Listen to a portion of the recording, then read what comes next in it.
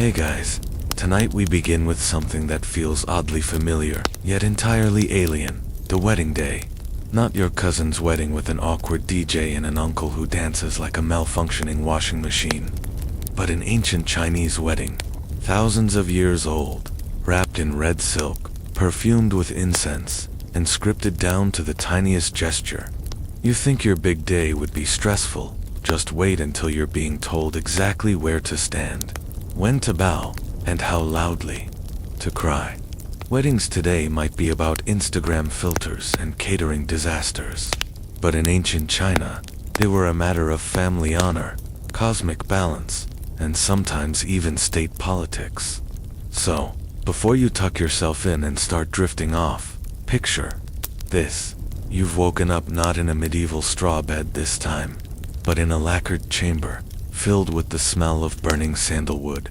And you are the star of a show, where forgetting one line in the ritual script might haunt your family for generations.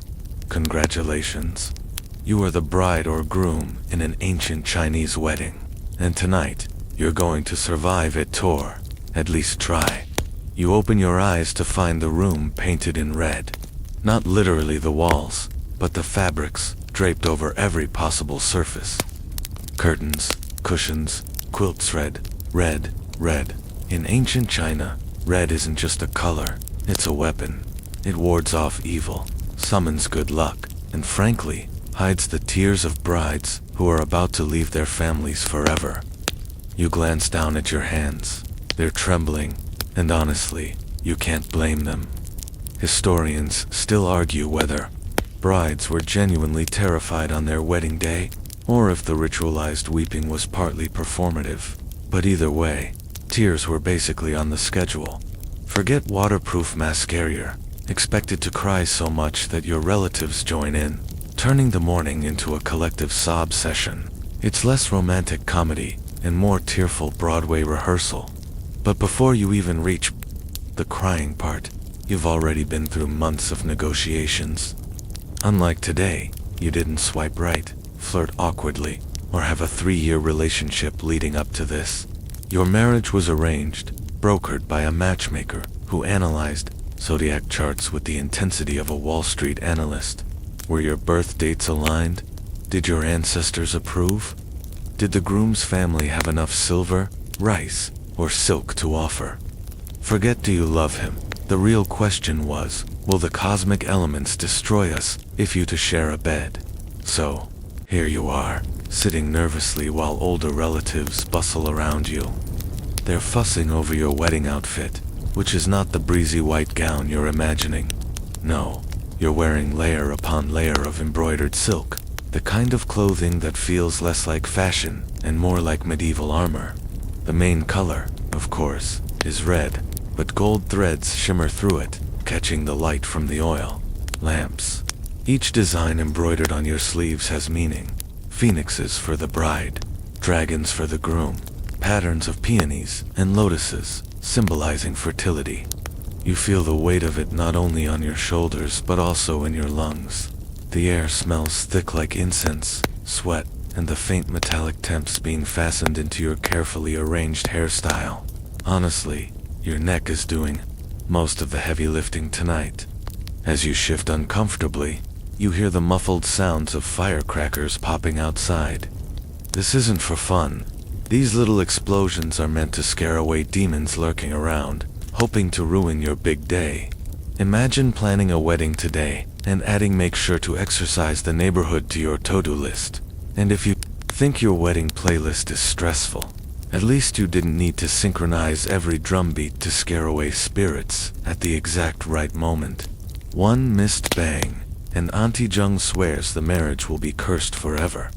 You sneak a glance at your reflection in a polished bronze mirror. Your face looks almost unrecognizable. Heavy rouge on your cheeks, eyebrows painted in delicate arches, lips tinted bright red, like lacquered cherries. There's no soft glam makeup artist here. This is ritual paint, designed not to slay but to signal your purity, fertility, and cosmic alignment. Historians still debate whether brides actually liked this process or silently hated every powder puff. But let's be honest, who wouldn't feel trapped after 3 hours of being poked, painted, and pinned? And then comes the headpiece. If you're the bride, a massive crown of gold and jade is lowered onto your skull. It's gorgeous, yes, but also weighs roughly as much as a small toddler. Your spine begins negotiating terms of surrender immediately. You're supposed to look serene, though, so you smile faintly while secretly wondering if permanent neck damage counts as a wedding gift. For the groom, the outfit is no less elaborate. A crimson robe, a black hat with flowing wings of stiff fabric, and boots that make you walk like you're perpetually about to trip. Who said romance was comfortable? The morning continues in a blur. Relatives chant blessings, burn incense, and bustle in and out like stagehands preparing for a play. You sit, you stand, you bow, you sip teas, sometimes all in the space of 5 minutes. It's overwhelming, like being trapped in a wedding rehearsal where you never learned the script. And remember, missing a beau is not just embarrassing, it's catastrophic.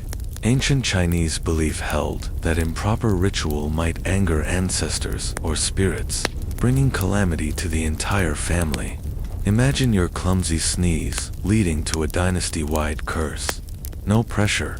By mid-morning, you're exhausted, and the actual wedding hasn't even started yet. You've been prepped, painted, wrapped, and blessed within an inch of your life. You hear whispers around the room. The groom's party is arriving. Suddenly, everyone stiffens. This is at the ceremonial handover. In modern terms, it's like being passed from one set of in-laws to another, but with more dragons, drums, and cosmic destiny. Outside, the groom's entourage approaches with banners, music, and offerings. If you're the bride, you're expected to look demure, almost reluctant, as though you're being dragged into fate itself. Forget smiling for the Kamari, you're playing the role of a tragic heroine in a family opera. At this point, you're guided into a palanquin, a lavish, enclosed sedan chair decorated with red silk and tassels. It looks beautiful from the outside, but inside it's hot, cramped, and smells faintly of mothballs. You sit motionless while strong men hoist you up and begin the journey to your new home. Outside, the air is alive with sound, firecrackers, drums, gongs, and the shouting of boys running alongside, all part of the noisy ritual to chase away bad spirits. You're jostled with every step, your heavy headpiece swaying dangerously, your stomach flipping like it's on an amusement park ride. This is less royal procession and more ancient Uber ride with no seatbelt. As you travel, you peek through the embroidered curtains. The streets are filled with curious neighbors, eager to glimpse the bride or groom. Children shout, dogs bark, and old women mutter blessings or gossip, depending on their mood. Historians still argue whether this public display was more about communal joy or about family bragging rights. Either way, your wedding is not private. It's a parade, and you are the unwilling centerpiece. When you finally arrive, you're greeted by yet another set of rituals. Before stepping out of the palanquin, you must tread on a piece of red cloth or even a roasted grain husk, symbolic of prosperity. Sometimes a child is placed in your path, meant to symbolize fertility. Awkward. Yes, effective. Who knows? You step down carefully, praying your silk layers don't trip you in front of 100 watching eyes. The smell of incense hits you again, mixing with roasted meats and wine, already being prepared for the banquet. Your stomach growls, but food is hours away. First you have to get through the main ceremony, and here's where things get truly surreal. You and your new spouse are guided to the central hall. There, you bow not just to each other, but in a strict sequence, first to the heavens and earth, then to your ancestors, then to your parents, and only lastly to each other. Romance, it turns out, is way down the priority list. Your marriage is not primarily about personal love. It's about cosmic order and family duty. Historians still argue whether couples felt any personal affection during these highly ritualized moments, or whether emotion was considered irrelevant. Either way, you're bowing until your knees ache, surrounded by the clang of gongs and the murmurs of elders. The first section of your wedding night ends not with a kiss, not with cake, but with tea. Yes, tea. You serve it to your parents and in-laws, kneeling as you offer the cups, a gesture of respect and obedience. They sip, nod, and hand you gifts in return.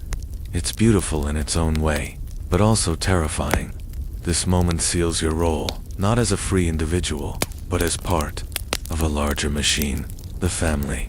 And in ancient China, that machine was everything. As you kneel there, heart pounding, incense curling toward the ceiling like ghostly fingers, you realize your wedding is less about you and more about continuity, about ancestors, descendants, and balance between heaven and earth. You are a thread being woven into a tapestry, centuries in the making. It's breathtaking, overwhelming, and slightly suffocating.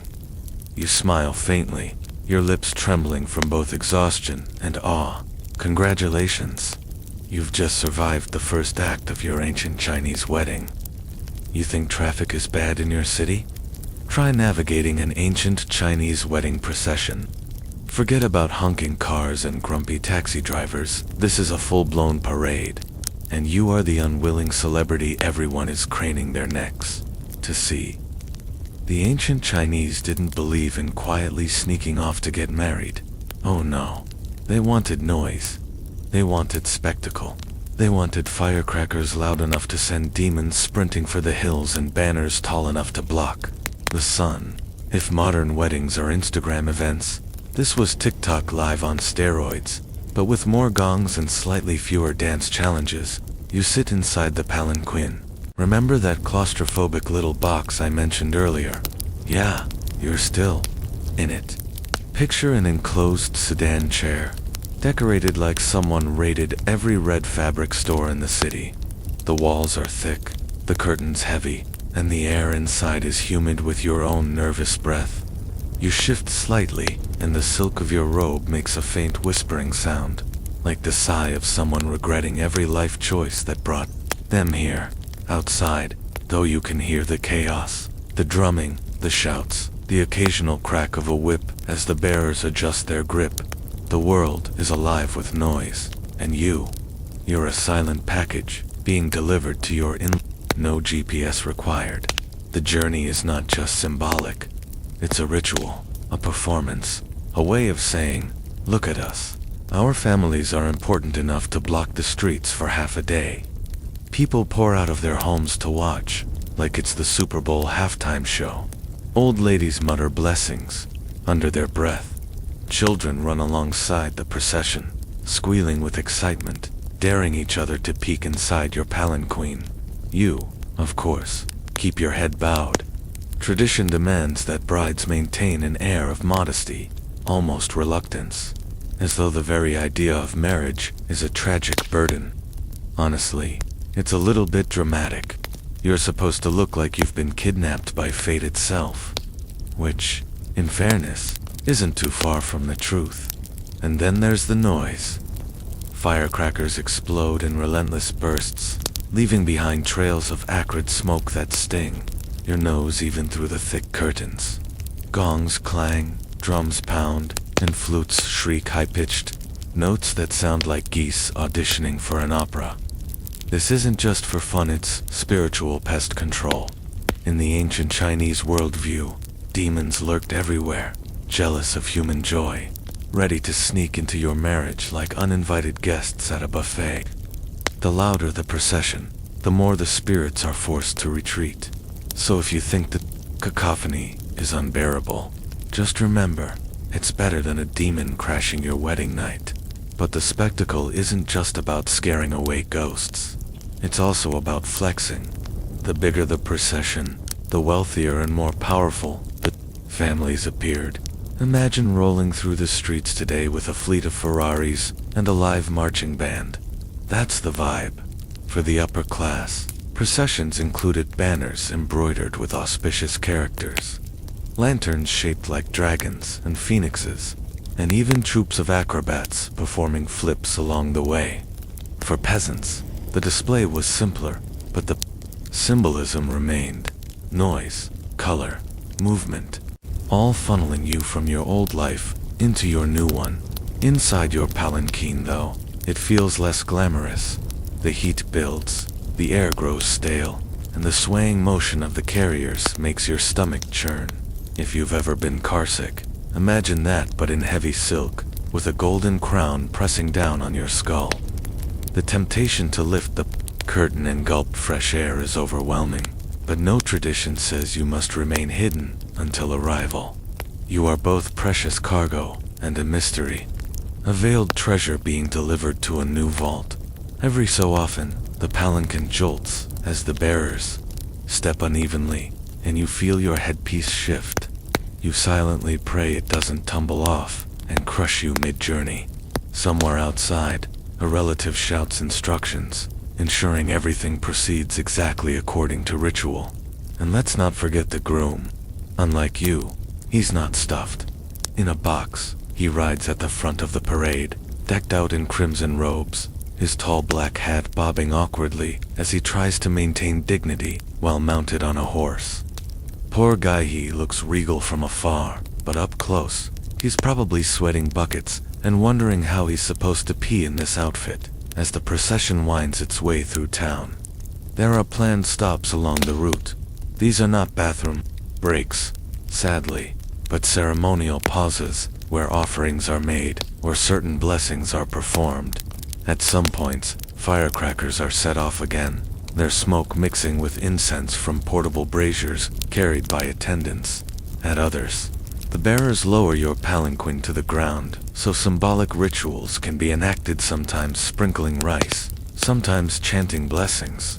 Each detail is a thread woven into the cosmic fabric of your union, and each delay adds to your growing nausea.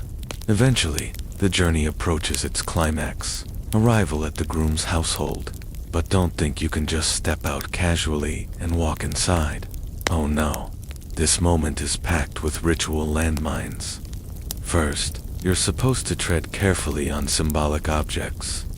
Sometimes it's a piece of red cloth stretched across the threshold, sometimes a bag of grain, sometimes even a small brazier you must step over, representing burning away bad luck. If you trip or hesitate, the crowd gasps. Congratulations, you've just triggered generations of superstition. No pressure. And then there's the rooster.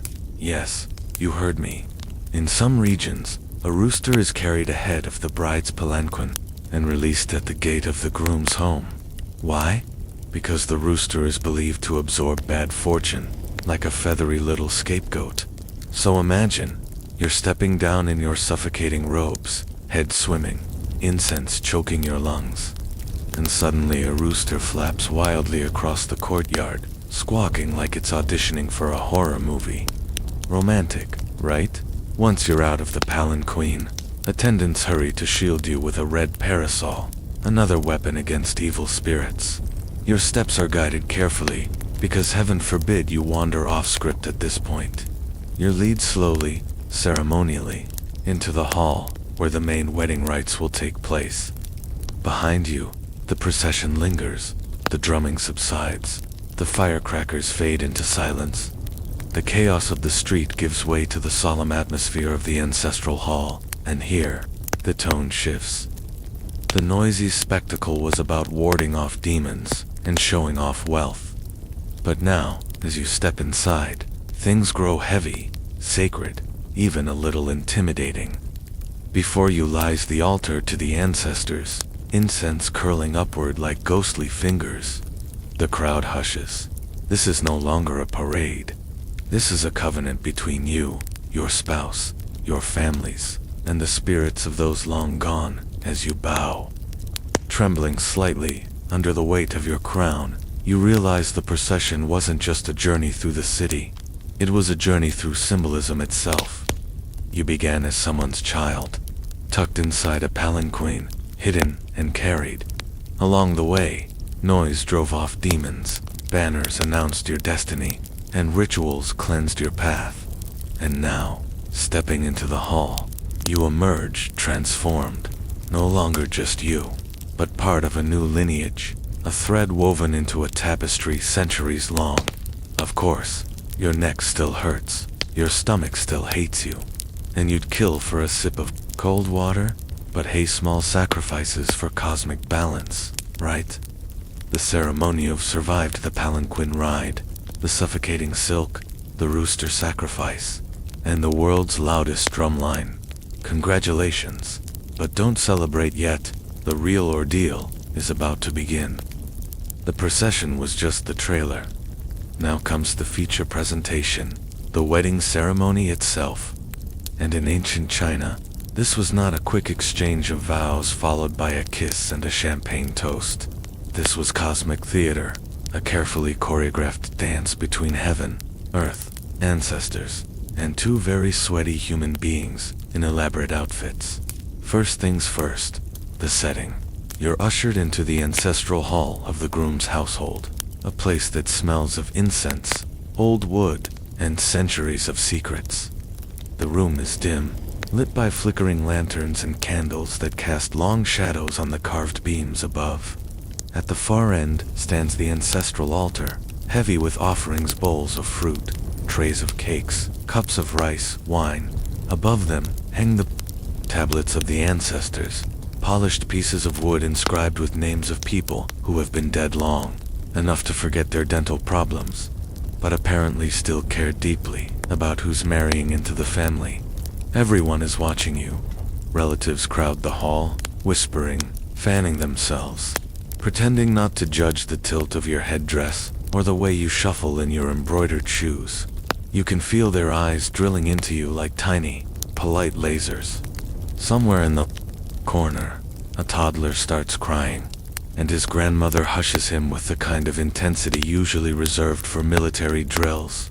This is serious business.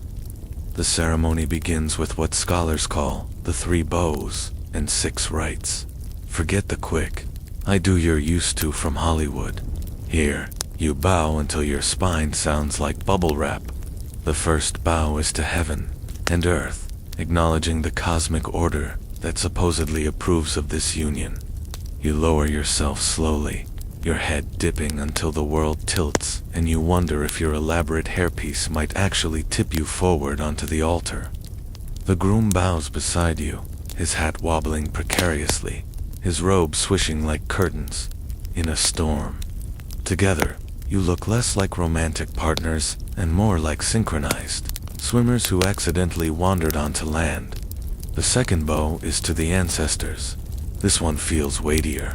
You're not just acknowledging them, you're basically auditioning for their approval. Each tilt of your body whispers, "Please don't haunt us if we mess this up." In a culture where filial piety was the glue that held society together, honoring the dead was as crucial as honoring the living. You feel the incense smoke curl around your face, tickling your throat, and you wonder if the ancestors are nodding in approval or rolling their ghostly eyes. The third bow is to each other. Finally, the two of you actually acknowledge one another as human beings in this entire process. You stand across from your groom, your eyes meeting for maybe the first time today. Through layers of silk and centuries of expectation, you exchange a bow. No romantic kiss, no whispered promises, just a stiff nod that says, "Well, I guess it's official now." It's less Nicholas Sparks and more corporate handshake, but in this society, formality was its own form of intimacy. After the bows come the offerings. You are guided to pour wine into small cups, which are then placed before the altar. This isn't your typical open bar setup, it's strictly for the ancestors. They get the first sip, because apparently being dead doesn't exclude you from enjoying a good vintage. The smoke thickens, the murmurs quiet, and the ritual takes on a meditative rhythm. Every move is deliberate. Pour, bow, lift, place. It's as though time itself slows to match the cadence of your actions. Then comes the tying ritual, one of the most symbolic moments. In some traditions, A red cord is looped around you and the groom, binding you together physically to represent the invisible thread of fate. This idea that marriages are determined by the red thread of destiny runs deep in Chinese folklore. Somewhere, a cosmic matchmaker is imagined as tying couples together with red string, no matter the distance, no matter the years. And now, here you are, literally tangled in that metaphor, trying not to trip over it while everyone stares. If you're still awakened, remember, this is boring history for sleep, so hopefully your not things take a turn toward the culinary. The cross-cup wine ritual begins. You and the groom each hold a cup of rice wine, then cross your arms and sip from each other's cup. It's an intimate gesture, a rare moment of closeness in an otherwise stiff event. Your lips touch the edge of his cup, his touch yours. And for a brief second, the noise, the smoke, the judgmental relatives fade away. Of course, the wine is strong, and you almost choke on it. But let's focus on the romance. The ceremony continues with blessings from elders. Each one steps forward, their words heavy with proverbs and metaphors that all basically mean, obey your husband, keep the family line going, and don't screw this up. You bow respectfully, your knees groaning louder than the floorboards. The groom does the same, though his mind is probably drifting toward the banquet menu, waiting outside. And then there's the moment of veil lifting. Up until now, you've been hidden under layers of red fabric, your face concealed like a national treasure. The groom, finally, ceremonially, lifts the veil, revealing your face to him, the family, and the ancestors all at once. The crowd gasps, softly, though whether it's admiration or polite surprise is hard to tell. You blink in the sudden light, your eyes adjusting, your cheeks burning. This is the closest thing to a first kiss in this culture, the unveiling of identity, the acceptance of a shared future. No pressure. By the time the formalities end, your body feels like it's been through an Olympic event. Your back aches from bowing, your legs tremble from standing, your lungs ache from incense. And yet, as the last chant fades, as the final bow concludes, a hush settles over the hall. You feel it too, the weight of tradition, the gravity of lineage, the way this ceremony links you to countless couples who performed the same steps centuries before. For all the absurdity, the superstition, the discomfort, there is beauty in the continuity. Of course, the solemnity lasts about 30 seconds before someone announces the banquet, and the entire crowd stampedes toward the food like they haven't eaten in weeks. You're left standing there, dazed, half-buzzed from rice wine, wondering how you got here. And then you realize, this was only the middle act. The real chaos is about to begin at the feast. The banquet, if the ceremony was cosmic theater, the banquet is pure earthly indulgence. The incense, the bows, the rooster sacrifices, all of it was meant to keep spirits and ancestors happy. But let's be real, this part is for the living, and the living are hungry. The ancestral hall doors creak open, and suddenly the solemn hush of ritual gives way to chaos. Servants dart like dragonflies, hauling trays piled with dishes.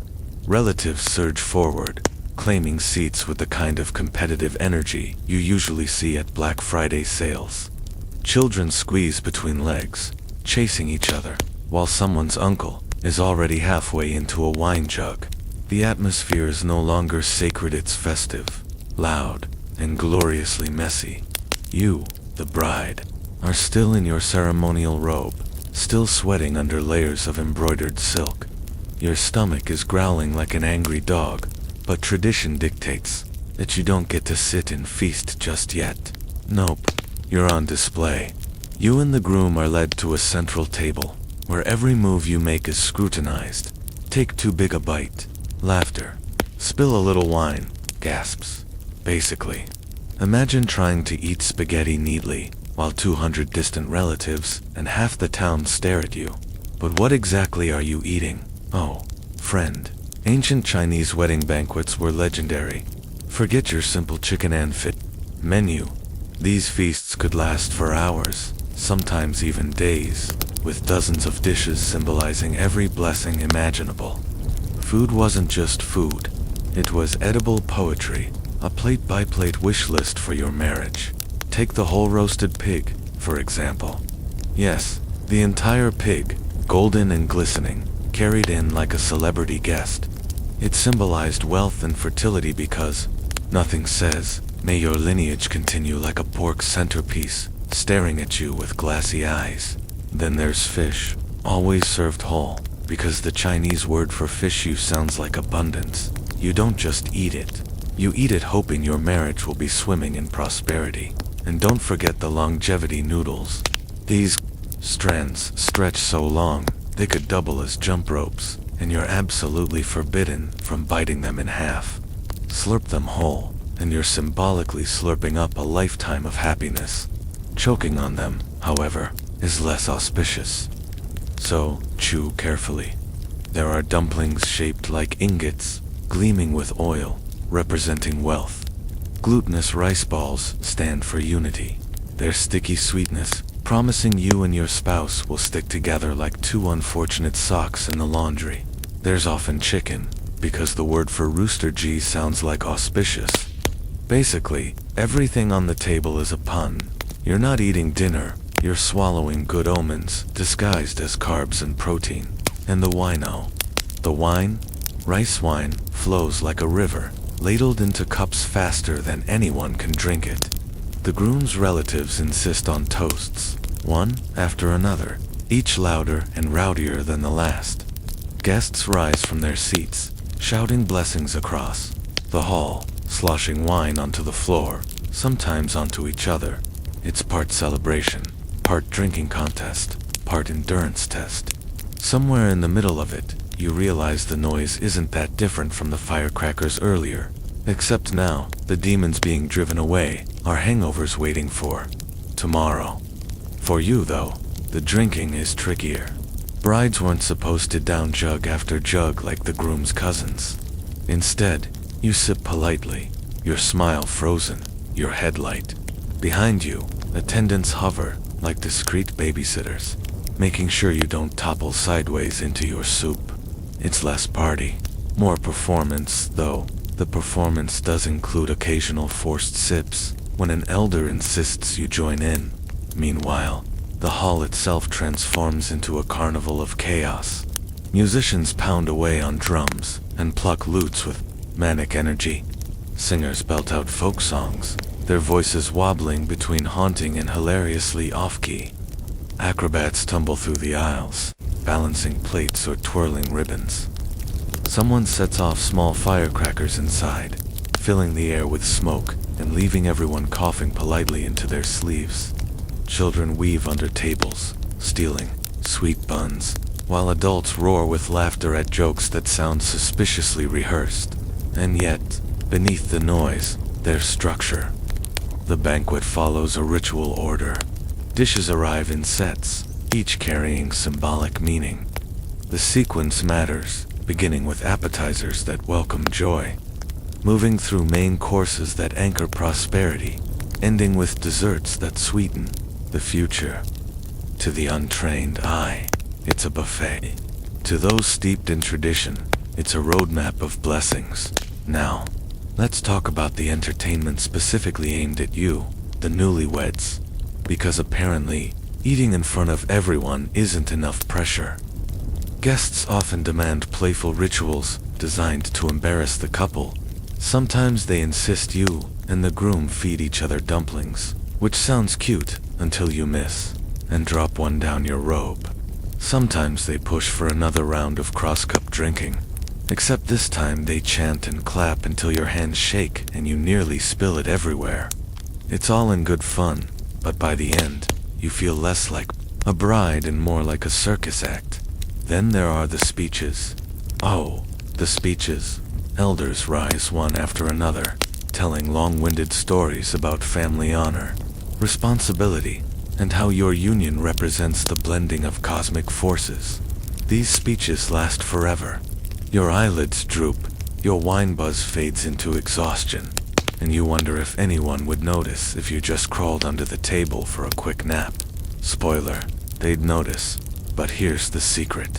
The banquet is not really about you at all. It's about the families, the community, the weaving together of social threads. Weddings were opportunities to display generosity, to cement alliances, to remind everyone that these families had resources to spare. Guests left with full bellies, and hopefully warmer feelings toward each other. The marriage was important, yes, but the feast was the stage on which society itself performed. Hours pass. The pig is picked clean. The fish bones glisten under candlelight. The wine jugs lie, toppled like fallen soldiers. Laughter grows, slurred. Songs turn rowdy, and someone inevitably snores in the corner. You, still in your suffocating robe, feel the weight of the day pressing down. Your cheeks ache from smiling. Your stomach aches from overeating. Your ears ache from relentless noise. And just when you think it's over, surprise, more dessert. Sweet rice cakes, candied fruits, sesame balls. Because nothing says eternal love like one more course when you're already about to burst. Finally, at long last, the banquet winds down. Guests stumble home, patting their bellies, clutching leftover buns. Servants clear the tables, sweeping up a battlefield of chicken, bones, spilled wine, and abandoned chopsticks. The music fades, the lanterns dim, and the hall returns to quiet. For you and the groom, though, the night is not over, because waiting beyond the banquet is the most mysterious, most whispered about part of all, the bridal chamber. But that, my friend, is a story for another section. For now, let the echoes of the banquet lull you.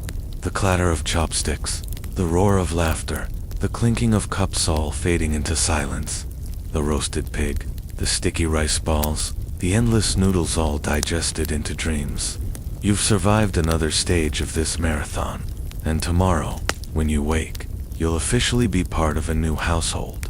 But tonight, you just need sleep.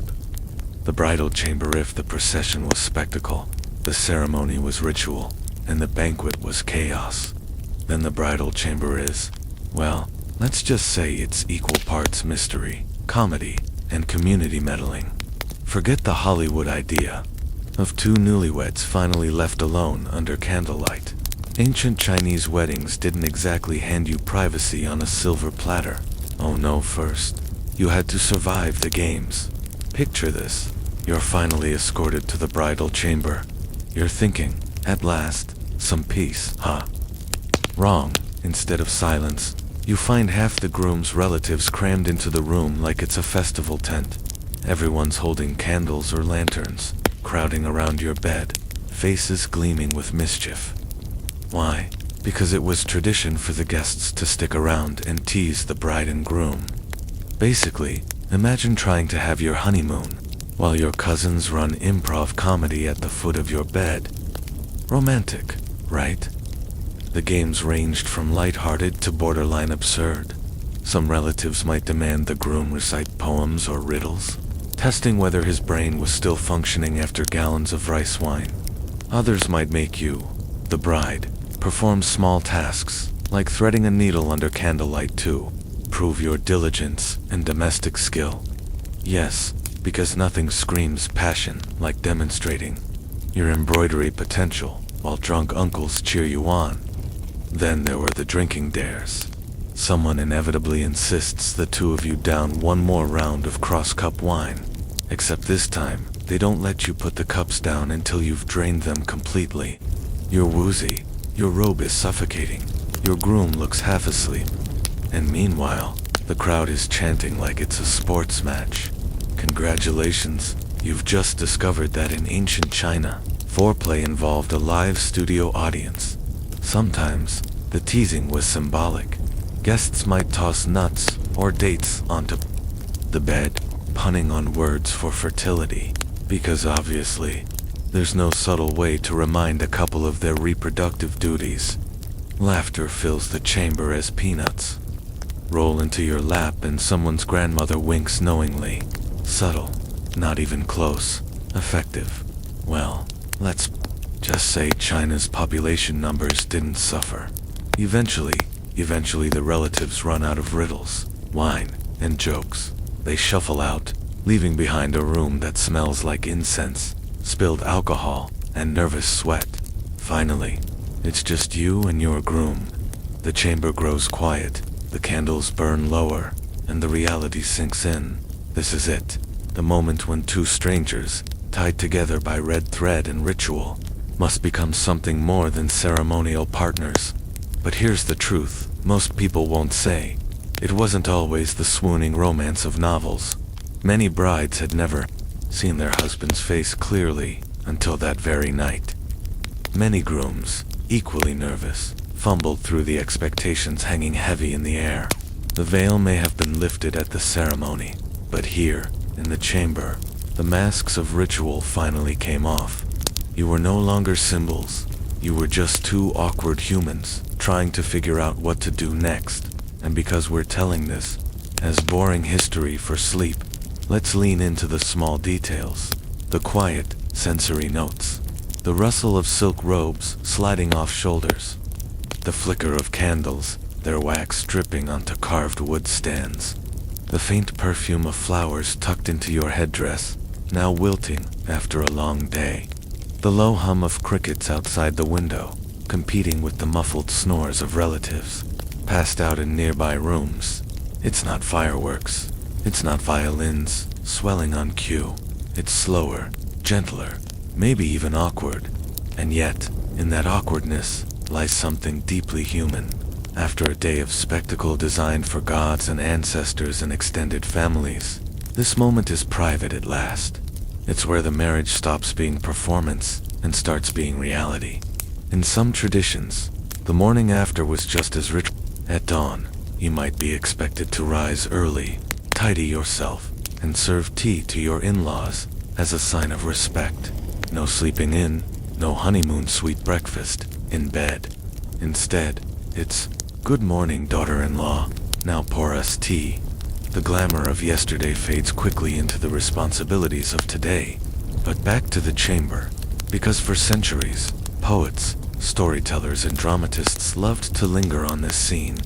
It was the liminal space between maidenhood and marriage, between stranger and spouse, between two families now bound together. They imagined candlelight reflecting in eyes, hesitant laughter turning into whispers, the clumsy beginnings of intimacy blossoming into something enduring. Reality may have been less romantic, but the symbolism was potent. This was the true sealing of the union. And of course, let's not forget the noise factor. Even when relatives finally left, sometimes they lingered just outside, giggling or listening for clues. Privacy was relative, after all. Your chamber walls weren't soundproof, and nosy cousins weren't exactly known for restraint. If you thought the rooster crowing this morning was loud, just wait until you hear aunties cackling from the hallway. Still, for all its awkwardness, the bridal chamber carried weight. It wasn't just about physical consummation, it was about starting the next chapter. From this night forward, you weren't just a bride. You were a wife, part of a lineage, a custodian of family continuity. That's a lot to ask of two people who've barely exchanged words all day. But tradition has a way of wrapping humans in bigger meanings than they expect. As the night stretches on, the candles gutter low. Shadows grow long across the embroidered bedding, and at last, silence settles. Outside, the revelers fade into dreams. Inside, two figures nervous, exhausted, maybe a little drunk face, the unknown together. It's not the stuff of fairy tales, but it is the stuff of history. And that, my friend, is how the bridal chamber was less about fireworks and more about whispered beginnings, tangled silk, and the weight of generations watching even, if only in spirit. The morning after, if the bridal chamber was all nerves and candlelight, the morning after is paperwork. Not literal forms with signatures, but the bureaucratic heart of family life. You may have thought marriage ended with the red veil and roasted pig. Wrong. Marriage in ancient China was a social contract, and the morning after was when you, the bride, officially clocked in at your new full-time job, daughter-in-law. Rooster crows. Again. You groan. Last night you went through 20 rounds of wine toasts, endured endless teasing in the bridal chamber, and maybe, finally, collapsed into a tangle of silk and exhaustion. You deserve a spa day. Instead, your attendants are already whispering at the crack of dawn. Mistress, wake up. Time to serve tea. Yes, before you can even wipe the sleep out of your eyes. Tradition demands that you and your groom present yourselves to the groom's parents with steaming cups of tea. Not only is this the polite thing to do, it's practically the grand finale of the entire wedding ritual. It's called the tea ceremony, and it cements your new role. Imagine it as the medieval equivalent of clicking I accept on a long terms and conditions page, except with hot liquid and kneeling dot. So bleary-eyed, you shuffle into the hall. Your new in-laws are waiting, seated like royalty on carved wooden chairs. They're dressed in robes that scream status, while you're trying to remember which way is up in your gown. Servants glide forward with a tray of porcelain cups. You kneel, you bow, you present tea with both hands. They sip, they nod, maybe they smile, maybe they don't. Either way, the act seals the deal. You are now their daughter and there is no undo button. In return, they bestow gifts. These can range from jewelry and silk to symbolic red envelopes stuffed with coins. It's a transactional exchange, but also a blessing. Their acceptance of the tea is acceptance of you into the household. Skip this step. Forget etude. Be a guest, not family. But let's back up for a second. The morning after wasn't just tea and nodding parents. It was also the first real test of your character. Elders would be watching closely. Did you rise promptly? Did you look composed, despite the late-night chaos? Did you pour tea gracefully, or did you spill it all over the carpet? Every gesture was interpreted as a clue to your future role in the household. Basically, it was a silent interview for the position of perfect wife. No pressure. And the tea ceremony wasn't the only ritual. In some regions, the bride was expected to offer symbolic food as well. Cakes, dumplings, or sweet soup to represent sweetness and harmony. Others required the couple to bow, not just to parents, but to ancestors, lighting incense at the family altar. Imagine being sleep-deprived in heavy robes, kneeling on hard floors, while relatives mutter commentary under their breath. Truly the honeymoon of dreams. Then came the family breakfast. This wasn't your cozy two-person brunch. It was a feast with the in-laws' uncles, cousins, and anyone else who stuck around from the night before. The food was symbolic. Again, rice balls for unity, noodles for longevity, and maybe leftover pig for abundance. As the bride, you sat demurely, eating little, speaking less, and praying no one asked you awkward questions. Spoiler, they always did. So, an aunt might say, between bites, when will we hear the pitter-patter of little feet? Never mind that you've been married for less than 12 hours. Subtlety was not the strong suit of nosy relatives. Meanwhile, the groom's younger siblings might snicker, making jokes about last night's chamber games. Elders might remind you of your duties managing the household, bearing children, honoring ancestors. It's like orientation day at a new job, except your coworkers are your in-laws and HR is grandma with a stick of incense. By midday, the bride often had to perform another duty, returning to her own family's home. This was called the Santianhui Men ritual, though in some traditions it happened after 3 days instead of 1. The idea was to reassure her parents that she was alive, intact, and still connected to her natal household. You'd show up with your husband, bearing gifts, pig's legs, wine, pastries. In return, your parents loaded you down with even more gifts, because nothing says love like exchanging livestock parts. This visit was bittersweet. On the one hand, you got to see familiar faces, breathe easier, and maybe sneak a nap in your childhood bed. On the other hand, you were reminded that you no longer belonged there. Your place was with your husband's family now. That tea you poured this morning, it had drawn a red line through your life, dividing before and after. Let's not forget the symbolic clothing changes. The morning after was often when the bride finally shed the elaborate red gown and put on simpler attire, signaling her transition from ceremonial bride to working wife. Think of it as changing out of a wedding dress and into office clothes, except your office is a multi-generational household with strict rules and constant surveillance. And oh, the surveillance. For the first few weeks, every move you made was noted. Wake up too late, lazy, speak too loudly, disrespectful, fail to manage servants properly, incompetent. It was like living under a microscope. Except the scientists were your in-laws with very strong opinions.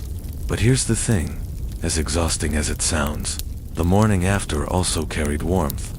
Families exchanged gifts, not just to flaunt wealth, but to express genuine goodwill.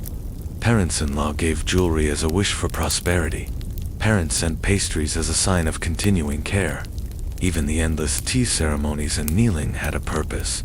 They wove the bride into the family's fabric, stitch by stitch. What felt like surveillance was also, in its own way, inclusion.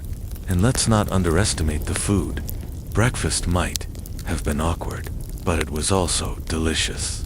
Sweet soups with lotus seeds symbolizing fertility, sesame balls wealth, steamed buns prosperity. Every bite was a blessing disguised as carbs. For someone who'd spent yesterday's banquet performing instead of eating, this was finally a chance to savor. The morning after, then, wasn't really about resting. It was about confirming roles, exchanging blessings, and beginning the long, sometimes thorny, process of belonging. It was about shifting from the spectacle of wedding day to the reality of married life. The candles, the music, the firecrackers, all those were for show. The tea, the bows, the awkward breakfast, those were for keeps as the sun climbs higher. The festivities taper off, guests pack up, servants sweep confetti and bones from the courtyard. The ancestral hall grows quiet again, smoke from incense curling lazily upward. You, the new bride, stand at the threshold of your new life, clutching jewelry from your in-laws in one hand and pastries from your parents in the other. Behind you, the echo of yesterday's chaos. Ahead, the long, steady rhythm of domestic life. And maybe, just maybe, in that moment between, before, and after, you take a deep breath. You're tired, overwhelmed, and still slightly hungover, but you've survived the red veil, the banquet, the teasing, the chamber, and the tea. And that's no small thing. Because history, for all its noise and ritual, is built on mornings like this, ordinary, awkward, unforgettable mornings after. Symbolism and legacy. Ancient Chinese weddings weren't just a random mashup of firecrackers, roasted pigs, and overly long ceremonies designed to torture brides and grooms. Nope. They were carefully choreographed rituals, each gesture dripping with symbolism, each moment tied to beliefs about family, prosperity, and cosmic harmony. And what's wild, a huge chunk of that symbolism hasn't gone anywhere. Even today, modern Chinese weddings, whether in Beijing banquet halls or overseas Chinatowns, carry echoes of those ancient practices. Let's unpack how. The color red, more than just a fashion statement. If you've noticed one thing about Chinese weddings, it's the red. Red gowns, red envelopes, red lanterns, red paper cuttings slapped on doors. Why so much red? Simple. Red symbolizes joy, prosperity, and protection against evil spirits. In ancient times, people genuinely believed demons lurked around every corner, waiting to sabotage happiness. Red, being the color of fire, was their kryptonite. Fast forward to today's brides, might wear Western white gowns for the ceremony, but don't be fooled. At some point, usually during the reception, they'll swap into a stunning red kipao or cheongsam. It's not just tradition, it's insurance. Because even if you don't believe in demons, who wants to risk it on their wedding day? Then not that ties everything. One of the most enduring symbols is the double happiness character, Seeb. You've seen it. Two Seeb characters fused together, like Siamese twins. It's plastered everywhere at weddings, and banners, cakes, invitations, even carved into wooden headboards. In ancient times, the character was considered magical, doubling the joy of union. Stick it on your door, and suddenly your marriage is shielded by cosmic good vibes. In modern times, it's still everywhere, like the wedding logo before logos were cool. People tattoo it, embroider it on pillows, or print it on neon lights for Instagram-worthy receptions. Wine, again and again. Remember the cross-cup wine ritual from the banquet and the bridal chamber. That wasn't just about getting tipsy. It symbolized unity. Two bodies, two lives, now intertwined. The act of sipping from each other's cups was basically the ancient equivalent of sharing a milkshake with two straws. Even today, couples often reenact this ritual at modern banquets. Sure, it's less about cosmic unity now, and more about guests snapping pictures for WeChat, but the sentiment remains. Everyone watching understands. This is the moment the couple truly drinks from the same future. Firecrackers, noise, and cosmic insurance. Ancient weddings were loud. Firecrackers, drums, gongs, anything to drown out evil spirits who might crash the party. If demons existed, they must have had serious noise complaints. Modern times, you bet people still light firecrackers, though now city laws sometimes limit it. In place of real explosives, you'll often find recordings of fireworks, blasted from loudspeakers or LED firecracker displays. Evil spirits may roll their eyes at the cheap substitutes, but the tradition persists. Because again, who wants to gamble on bad luck at their wedding? Food symbolism. Eat your blessings. Chinese weddings were, and still are, culinary symphonies of symbolism. Every dish means something. Fish, sounds like abundance. Always served whole, to signify completeness. Noodles, long life. Don't cut them unless you're ready for scandal. Dumplings look like ancient ingots, aka money. The more dumplings, the richer your marriage. Lotus seeds and dates. The pun, may you give birth to sons soon. Romantic, maybe not. Direct, absolutely. Even now, wedding banquets follow these rules. Western buffets might sneak in, but somewhere on the menu, you'll find a symbolic dish. Guests expected to not serve.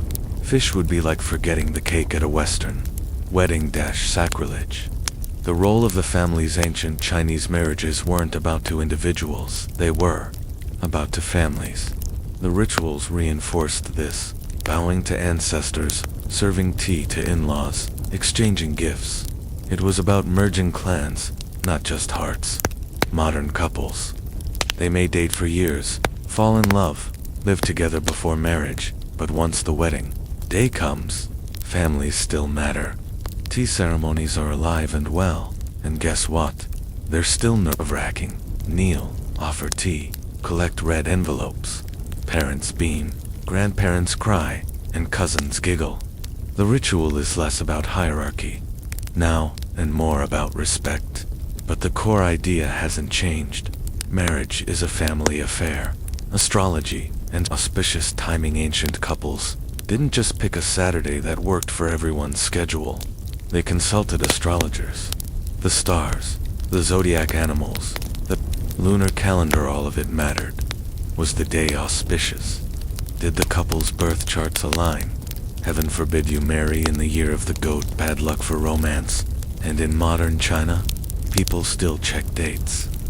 Sure, apps have replaced old divination manuals, but couples scroll through digital lunar calendars to find lucky days. Even if you're skeptical, your mom or grandma isn't, so you end up planning around it. Imagine explaining to your wedding planner, we can't do September 3rd, Mercury's in retrograde. Oh, and my grandma says it's a clashing day. Gender roles from duty to choice. Symbolism was in tea. just in objects, it was in roles. The bride was expected to symbolize virtue, diligence, fertility. The groom represented strength, protection, continuity of the family line. The rituals enforced these roles. Modern times, the symbolism lingers, but evolves. Brides are still showered with jewelry, but now it's as much about flaunting status as fertility. Grooms still perform displays of strength, but often it's in goofy door games before fetching the bride, like push-ups, riddles, or bribing bridesmaids with red envelopes. The roles shift, but the structure ritualized play that marks transition remains intact. Weddings as cultural memory, perhaps the greatest legacy is the memory these rituals create. For centuries, Chinese weddings weren't just about the couple. They were about continuity, ensuring that family lines stretched backward and forward. Every bow to an ancestor was a reminder that you weren't alone. You were part of something bigger. Modern couples, whether in Shanghai skyscrapers or Los Angeles ballrooms, still invoke these memories. They may pair them with DJs, champagne, towers, and Western cakes, but the heart is the same. A wedding is never just two people. It's generations whispering behind the scenes. Why? It endures. Why do these traditions survive when so much else has changed? The short answer: weddings are sticky. They're milestones so big that nobody wants to risk skipping the lucky steps. Even skeptical modern couples who laugh at fortune tellers will still wear red, serve tea, or eat fish. Because if it costs nothing and might bring blessings, why not? And honestly, there's comfort in continuity. In a world where everything changes to fast technology, politics, even family structures, weddings anchor people in something older, something shared. They remind you that your joy isn't just yours. It's part of a pattern stretching back centuries. Symbolism reimagined, the coolest part. People keep reinventing the symbols. Where once the double happiness character was carved in wood, now it's laser cut into acrylic signs for Instagram backdrops. Where once firecrackers scared spirits, now LED sparklers entertain guests. Where once marriage was about producing sons, now it's about building partnerships. The symbols endure, but they shift meanings. Take the bridal veil, for instance. Ancient brides wore heavy red veils that hid their faces until lifted at the ceremony. Now, some modern brides playfully use Western white veils, but keep the ritual of unveiling. The gesture of revealing is too powerful to lose, even if the fabric changes. The whisper of ancestors, even if you don't consciously think about it. Every symbolic act carries echoes. When you sip cross-cup wine at a modern wedding banquet, you're unknowingly mirroring countless couples who did the same 1,000 years ago under candlelight and gongs. When you serve tea to your in-laws, you're kneeling in the same rhythm as brides in Han, Tang, or Ming dynasties. That continuity, the whisper of ancestors, is the deepest legacy. Weddings make history feel alive. And while most couples just want to get through the banquet without embarrassing karaoke, the truth is, every wedding is a reenactment of something far bigger than itself. A sleepy ending, so, if you're listening to this as boring history for sleep, here's where the yawns settle in. Imagine it. Centuries of brides in red silk. Centuries of grooms fumbling with cross-cup wine. Centuries of firecrackers, noodles, and double happiness cutouts fluttering in the wind.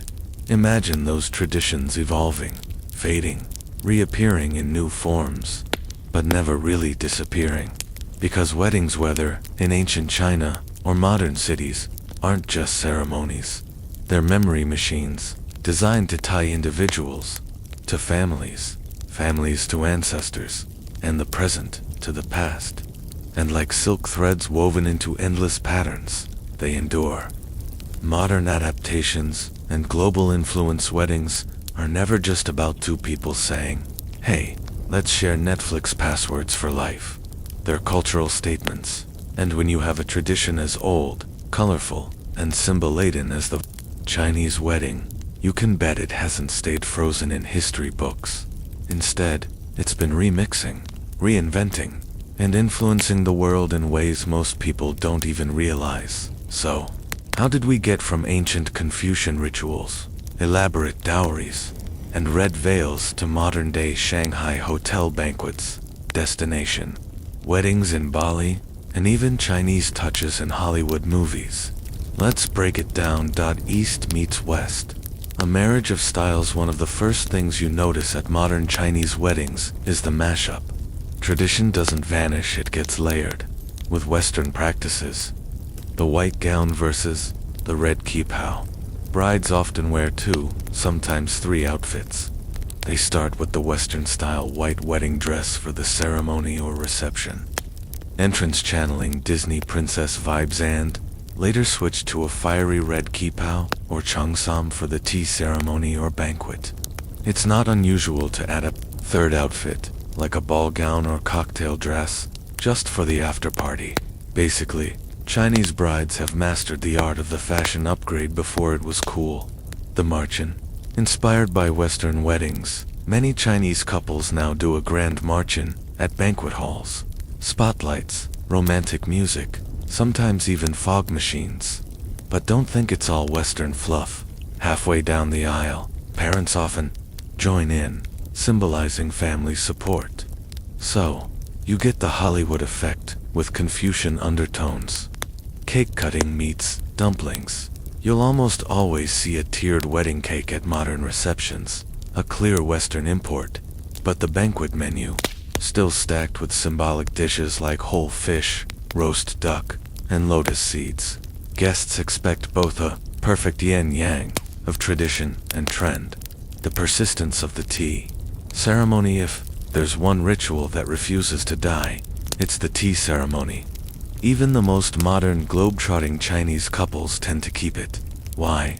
Because it's the ritual that most clearly ties marriage to family. The couple kneels or bows slightly while serving tea to parents and elders. In return, they receive red envelopes stuffed with money or sometimes gold jewelry. It's part respect, part practical jumpstart to the couple's finances. Modern twists. Brides in California might do it in a sleek mansion living room. Couples in London might hold it in a hotel suite before the Western-style ceremony. The tea set may be heirloom porcelain, or it may be a gift from Amazon Prime, but the act itself honoring family is too meaningful to skip. The rise of destination weddings. Ancient Chinese weddings were rooted in the village, the family home, and the ancestral shrine. Modern ones, they're increasingly staged at luxury resorts in Thailand, Bali, or even the Maldives. Wealthier couples love the idea of flying out their closest friends and family for a beachside ceremony. But here's the kicker. Even abroad, traditions follow. You'll still find tea ceremonies by the pool, red decorations mixed with tropical flowers, and banquet menus customized to include both local cuisine and must-have Chinese symbolic dishes. Imagine sipping coconut cocktails while the couple performs the cross-cup wine ritual. It's globalization with flair. Technology joins the party. If you thought TikTok was just for dance trends, think again. Modern Chinese weddings are increasingly digital spectacles. Live streams, with families spread across continents. Weddings are live-streamed for relatives in different time zones. In some cases, entire banquets are broadcast on platforms like WeChat or Douyin, Chinese TikTok. That way, grandma in Beijing doesn't miss a thing while the couple ties the knot in Sydney. Drone photography. Forget horses or sedan chairs. Today's couples make cinematic entrances captured by drones. Some weddings even use drones to deliver rings. Ancient matchmakers would probably faint at the sight. Virtual invitations. Traditional red paper invitations are still popular, but now couples also send digital invites with QR codes linking to wedding websites. Guests RSVP, see schedules, and even choose meal preferences online. Efficiency married to tradition. Global pop culture and Chinese weddings here. Where things get really interesting. Chinese wedding traditions aren't just SSO wiving, they're influencing the world. Hollywood and K-dramas, movies like Crazy Rich Asians brought Chinese-style weddings into global pop culture, complete with over-the-top banquets, water-filled aisles, and that iconic fusion of East and West. Suddenly, audiences worldwide were Googling double happiness symbol and Chinese wedding dress. Fashion industry. The Qipao has crossed borders, appearing on runways in Paris, New York, and Milan. Brides from non-Chinese backgrounds sometimes choose it for its elegance. What used to be a cultural staple has become global couture. Wedding. Tourism. Cities like Hong Kong, Macau, and Shanghai are now wedding tourism hubs. Non-Chinese couples sometimes borrow elements like the tea ceremony or red decor simply because they find them beautiful or exotic. The symbolism spreads, even if guests don't fully understand it. Shifting gender roles in ancient China. Marriages were arranged, dowries negotiated, and the bride's role often reduced to producing heirs. Modern couples are rewriting this narrative. Choice. Today, couples overwhelmingly choose their own partners, while parents still strongly suggest, sometimes with terrifying persistence, arranged marriages are rare. Equality in rituals. Brides still wear red and serve tea, but grooms now face playful challenges. 2. Modern door games often involve grooms performing silly tasks, singing, dancing, or doing push-ups to win the bride. It's lighthearted but symbolic. Marriage isn't one-sided anymore. Career and partnership. Weddings increasingly symbolize partnership, not just family continuity. Speeches at receptions often highlight equality, love, and shared dreams, concepts that Confucius probably wouldn't have emphasized, but which resonate today. The commercialization of tradition. Let's be real, Chinese weddings are big business. Entire industries thrive on them. Wedding planners, specialized in blending Western glam with Chinese customs. Think choreographed banquet entrances, customized tea ceremonies, and entire Instagram-worthy backdrops in red and gold. Photography and video teams, multi-day packages, include pre-wedding shoots where couples pose in both Western suits, dresses, and traditional robes. Sometimes these photos are taken in exotic locations months before the wedding. Jewelry. The gifting of gold jewelry bracelets, necklaces, sometimes even 24K pig-shaped pendants remains a booming market. In some families, brides practically jingle under the weight of gold at the banquet halls. In big cities, prime wedding dates at luxury hotels are booked out years in advance. Families drop staggering sums to host feasts that combine Michelin star chefs with symbolic dishes. Tensions between tradition and modernity. Of course, not everything blends smoothly. Some traditions clash with modern values, dowries, and bride prices in some rural areas. Disputes over bride prices payments from the groom's family to the bride's cause tension. Urban couples often reject this as outdated, but older generations still push for it. Superstitions. Choosing wedding dates based on zodiac clashes sometimes collides with couples' practical schedules. Imagine having to reschedule your dream venue because your grandmother insists your zodiac signs clash on that day. Gender expectations. Despite modernity, some pressure remains for brides to marry well and produce heirs, balancing career ambitions with these traditional expectations creates ongoing debates in Chinese society. Chinese weddings abroad. The diaspora keeps traditions alive in fascinating ways. Chinatown banquets. From San Francisco to Toronto, Chinese restaurants double as wedding banquet halls. The menus are time capsules of tradition. 10-course meals featuring abalone, shark fin soup, though controversial now, and sweet lotus paste desserts.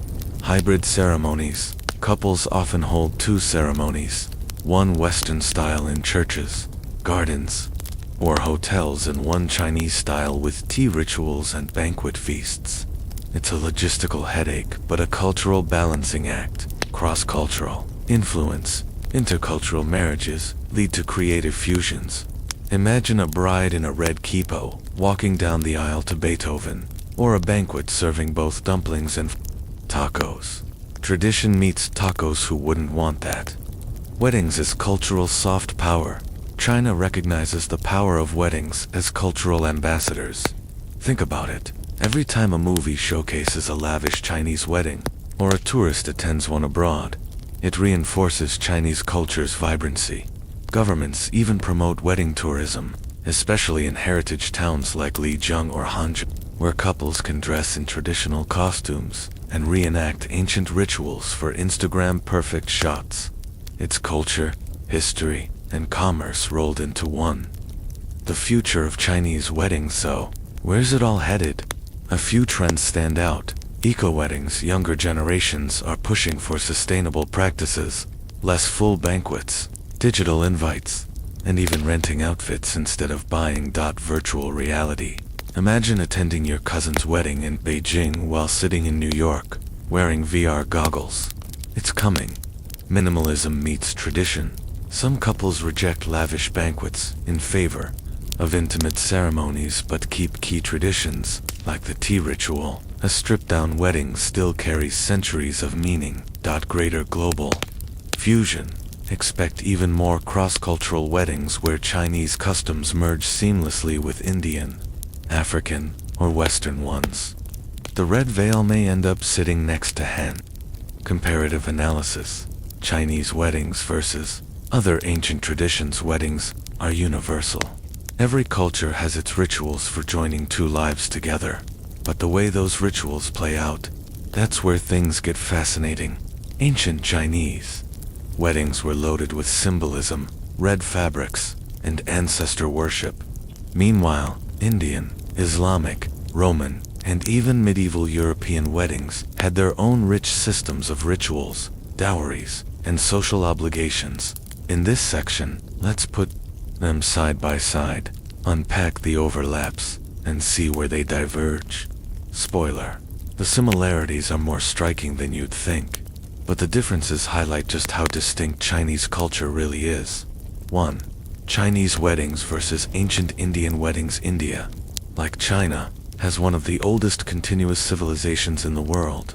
Both cultures treated marriage as a family alliance, not just a love story. Key similarities: arranged marriages. In both societies, parents and sometimes astrologers played the biggest role in matchmaking. The bride and groom often had little say. Love matches were rare luxuries. Astrological timing. Just as Chinese families consulted zodiac charts and almanacs, Indian families relied on Kundalini matching horoscope comparisons. Picking a lucky wedding date was serious business. Elaborate rituals. Neither culture believed in quick IDOS. Weddings stretched across multiple days with ceremonial steps. In India, Mendi henna night, Sangeet music and dance, and the Farah 7 rounds around the sacred fire. In China, betrothal gifts, sedan chair procession, and tea ceremonies. Differences: colors. Red dominates both. But in China, it symbolizes joy and prosperity, while in India, it symbolizes fertility and marital bliss. However, Indian brides often wear additional gold embroidery and heavy jewelry, whereas Chinese brides historically leaned toward embroidered silk robes.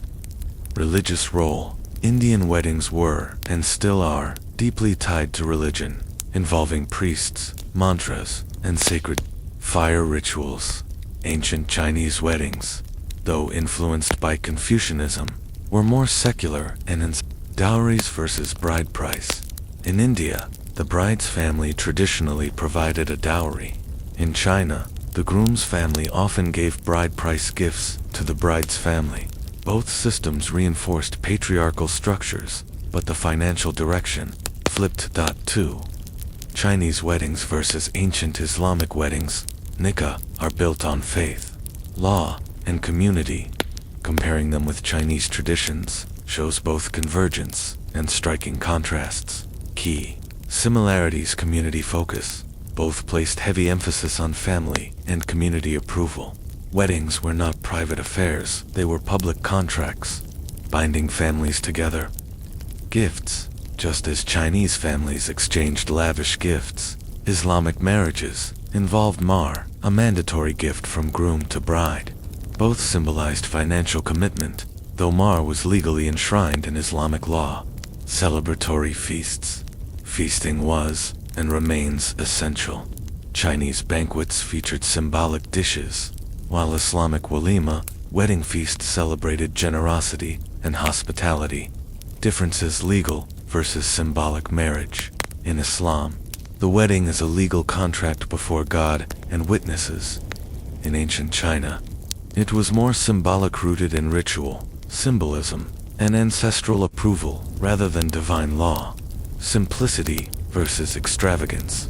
Islamic teachings encouraged modesty, while some communities celebrated lavishly. The Prophet Muhammad emphasized simple marriages. In contrast, Chinese weddings were almost always elaborate, with processions, costumes, and symbolism piled high. Gender dynamics. In Islamic weddings, the bride's consent was legally required, though families arranged matches. In ancient China, bride consent was often minimal, as marriages were family negotiations. 3. Chinese weddings versus ancient Roman weddings. Rome, the empire of gladiators, senators, and togas. Roman weddings were surprisingly practical and political, and in many ways echoed Chinese practices. Key similarities. Political alliances. Both Rome and China used marriages to cement alliances between families, clans, or even kingdoms. Love was optional. Politics came first. Symbolism of colors and objects. Roman brides wore flame-colored veils, flammeum, symbolizing fire and fertility, while Chinese brides wore red veils for joy and prosperity. Both cultures dressed brides to embody auspicious meanings, dowries, and property. Like China, Rome saw marriage as an exchange of wealth. Roman dowries from bride's family to groom were meant to support the new household. Differences. Legal structures. Roman marriages had clear legal categories, cum manu versus sin manu, determining whether the bride remained under her father's authority or transferred to her husband's. Chinese marriages were less about legal contracts and more about ritual propriety and family honor. Religion. Roman weddings involved sacrifices to household gods, while Chinese weddings leaned on ancestor worship rather than deities. Banquets. Romans feasted, but their menus, wine, olives, bread, roasted meats, reflected Mediterranean abundance. Chinese banquets emphasized symbolic foods like fish, prosperity, and dumplings, opening parenthesis wealth, closing parenthesis. 4. Chinese weddings versus medieval European weddings.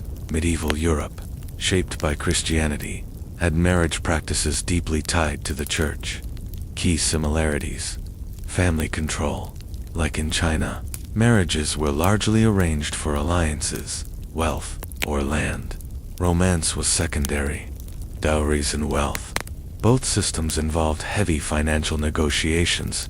Bride prices in China, dowries in Europe. Marriage was as much economics as emotion. Public ceremony. Both involved community witnesses. Marriage wasn't just about two people. It was a contract visible to all. Differences. Religious dominance. In Europe, marriage became a sacrament by the 12th century, overseen by priests. China's Confucian-influenced weddings remained secular, emphasizing filial duty rather than divine blessing. Clothing. European brides favored white, though not universally until later centuries, symbolizing purity. Chinese brides went the opposite way. Red for joy, wealth, and fertility. Symbolic acts. In Europe, vows were exchanged verbally before God and the community.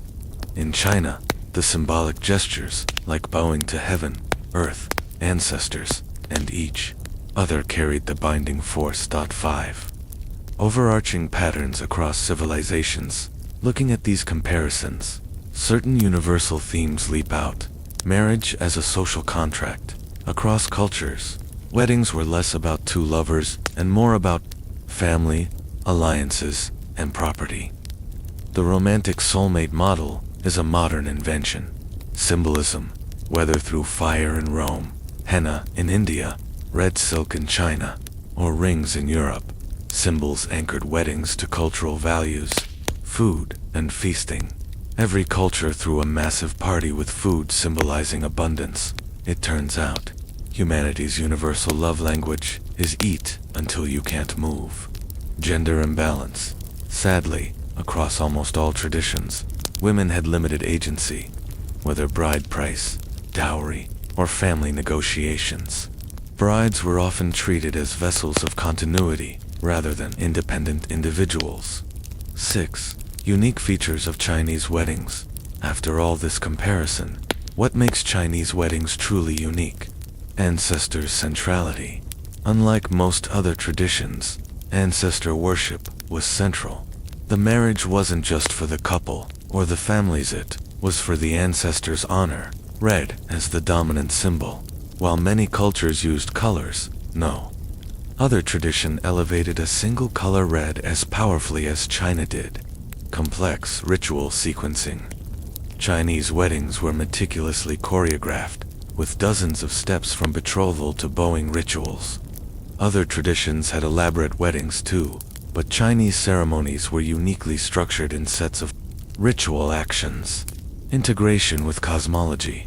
From zodiac charts to lucky dates, Chinese weddings were inseparable from cosmology and metaphysics, reflecting how deeply the universe was believed to intertwine with human life. Point 7. The modern convergence today. Globalization has blurred many of these lines. A wedding in Los Angeles might mix a Chinese tea ceremony, Indian henna night, Western white gown, and Islamic contract signing. Ironically, what once divided traditions is now merging into hybrid celebrations. And yet, each retains its essence. Qipao sacred fires, vows before God, or dance-filled san, geets.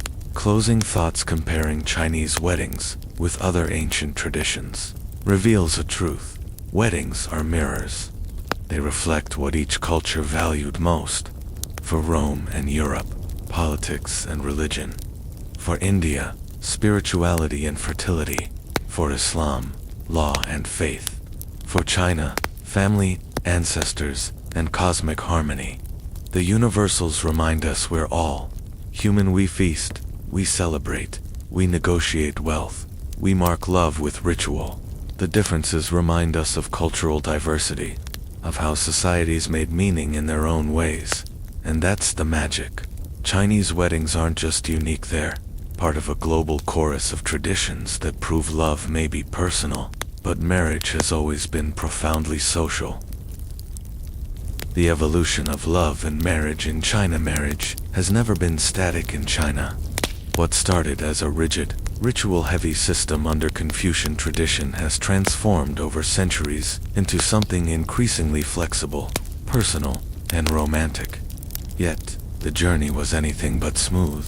Wars, dynastic collapses, Western influence, communist reforms, and globalization all left fingerprints on how Chinese society defined love and marriage. In this section, we'll trace that evolution step by step, from ancient arranged unions through dynastic changes to the communist-era reforms, and finally, the modern age of online dating and destination weddings.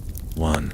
Ancient foundations. Confucian, order, and arranged marriages. For most of Chinese history, marriage was not about romance. It was about maintaining order, continuing family lineage, and honoring ancestors. Confucian influence. Confucius 551-479 BCE didn't invent Chinese marriage, but he codified it into something bigger than just a family arrangement. It became a pillar of social harmony. According to him, marriage was a filial duty. A son or daughter who failed to marry was seen as neglecting obligations to parents and ancestors. Love and attraction, secondary. Marriage was an alliance of families, not individuals. The structure was patriarchal. Wives were expected to submit to husbands, and daughters-in-law were at the bottom of the household hierarchy.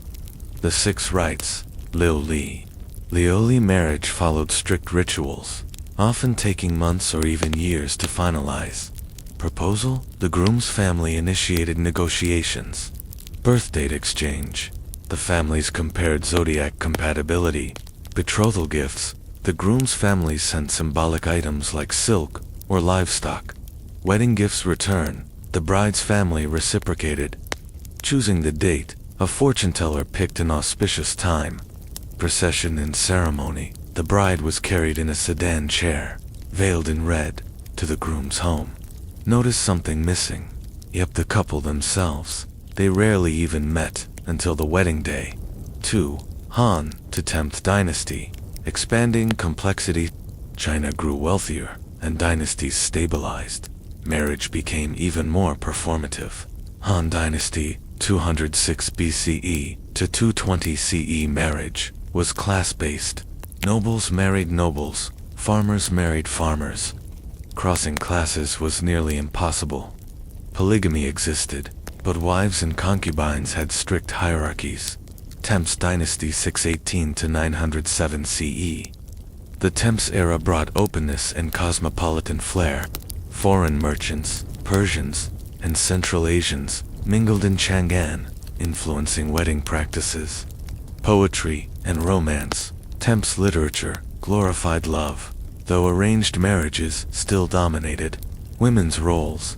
Temps women had more freedoms than in later dynasties, sometimes participating in partner selection.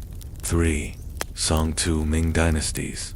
The tightening grip by the Song 960-1279 and Ming 1368-1644 dynasties. Confucian orthodoxy clamped down harder. Foot binding. Emerging in the Song dynasty, it reinforced female submission and shaped marriageability standards. A woman's desirability was often judged by her lotus feet. Dowries grew massive. Families competed through extravagant dowries, showcasing wealth. Strict gender roles. Neo-Confucian scholars doubled down on obedience, chastity, and hierarchy. Love poems existed, but actual marriages still largely transactions. For Qing dynasty, the height of patriarchal control. The Qing dynasty, 1644 to 1911, intensified tradition. Arranged marriage dominance. Over 90% of unions were arranged by parents. Chastity arches. Communities built memorial arches for widows who refused to remarry, glorifying loyalty to dead husbands. Matchmakers' golden age. Professional matchmakers Mei Ren became central figures, consulting horoscopes and brokering deals. But by the late Qing, cracks began forming. Western influence, internal rebellion, and modernization began challenging the rigidity of tradition. 5. Early 20th century. The rise of free love. The fall of the Qing dynasty in 1911 unleashed waves of cultural transformation. The May 4th movement, 1919, a student-led intellectual revolution pushed for modernization, science, and democracy, and it attacked the old marriage system. Key arguments. Arranged marriages oppressed women. True marriage should be based on free choice and love. Women deserved education and independence. Writers like Hu Xi and Lu Xun promoted free love as essential for a modern China. Literature of the time was filled with tragic tales of young couples forced apart by arranged marriages. Republican era 1912 to 1949. Urban centers like Shanghai became hubs for modern dating. Young men and women experimented with newspapers, personal ads, modern matchmakers, university romances. Still, in rural China, arranged marriages remained the norm. The country was split between tradition and modernity. 6. Communist Revolution. Breaking the old chains. When the communists came to power in 1949, they didn't just fight landlords and warlords, they fought old marriage customs too. Marriage law of 1950. This was revolutionary. Literally abolished arranged and forced marriages, required free will of both partners, banned child marriages, strengthened women's rights to divorce and property. This law instantly disrupted centuries of tradition. Matchmakers lost influence, and young couples gained unprecedented autonomy. Cultural Revolution 1966 to 1976. Ironically, romance took a hit. Dating was seen as bourgeois. Lavish weddings were criticized as capitalist waste. Couples married simply, often with just a certificate and handshake. Red army uniforms sometimes replaced red wedding robes. Love was less about romance, and more about serving the revolution together. 7. Reform. Era romance makes a comeback after Mao's death. Deng Xiaoping's reforms in the late 1970s reopened the door to personal expression. Love marriages exploded. By the 1980s, surveys showed most urban couples were marrying for love rather than arrangement. Modern weddings, couples started blending Western traditions, white gowns, wedding photos, hotel banquets, romantic ideals.